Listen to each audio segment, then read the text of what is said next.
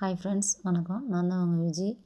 நம்ம சேனலை மறக்காமல் சப்ஸ்கிரைப் பண்ணிக்கோங்க. இன்றைக்கி என்ன வீடியோன்னு பார்த்தீங்கன்னா, ஔவையார் விருதுக்கு விண்ணப்பிப்பது எப்படி, அதற்கான தகுதிகள் என்ன அப்படின்னு சொல்லிட்டு இன்றைக்கி நம்ம இந்த வீடியோவில் பார்க்கலாம் வாங்க.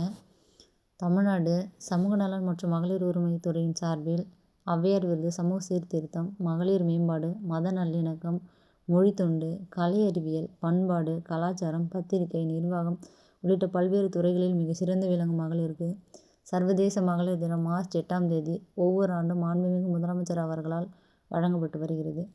விருது பெறுவோருக்கு 1,50,000 லட்சம் ரூபாய் காசோலையும் பொன்னாடையும் மற்றும் சான்றிதழ் வழங்கப்படும். இதனைத் தொடர்ந்து 2026ஆம் ஆண்டு சர்வதேச மகளிர் தின விழாவின் போது பெண்களின் முன்னேற்றத்திற்கு சிறந்த சேவை புரிந்த மகளிர் ஒருவருக்கு ஔவையார் விருது வழங்கப்படும். மேற்படி இந்த விருதுக்கு விண்ணப்பதாரர்கள் தமிழ்நாட்டை பிறப்பிடமாக கொண்டவராக இருக்க வேண்டும். 18 வயதிற்கு மேற்பட்டவராக இருத்தல் வேண்டும். குறைந்தபட்சம் 5 ஆண்டுகள் சமூக நலனை சார்ந்த நடவடிக்கைகள், பெண் குலத்திற்கு பெருமை சேர்க்கும் வகையிலான நடவடிக்கை, மொழி, இனம், பண்பாடு, கலை, அறிவியல், நிர்வாகம் உள்ளிட்ட பல்வேறு துறைகளில் மிக சிறந்து விளங்கும் மகளிராக இருத்தல் வேண்டும். முக்கியமாக பார்த்தீங்கன்னா, பெண்களுக்கான இச்சமூக சேவையை தவிர்த்து வேறு சமூக சேவைகள் இவ்விருதுக்கு ஏற்றுக்கொள்ளப்பட மாட்டாது.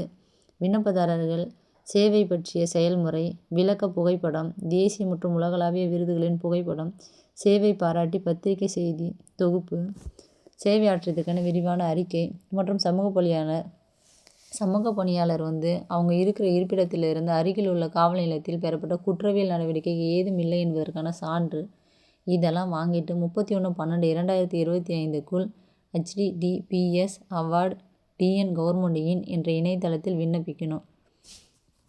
விண்ணப்பித்ததுக்கு அப்புறம் பார்த்தீங்கன்னா, உரிய படிவத்தில் கருத்துருவினை தமிழ் மற்றும் ஆங்கிலத்தில் தயார் செய்து மாவட்ட சமூக நல அலுவலகம், சிங்காரவேலர் மாளிகை, 8வது தளம், மாவட்ட ஆட்சியர் அலுவலக வளாகம், சென்னை என்ற முகவரியில் 3 கையேடுகளை நேரில் சமர்ப்பிக்குமாறு கேட்டுக்கொள்ளப்படுகிறது.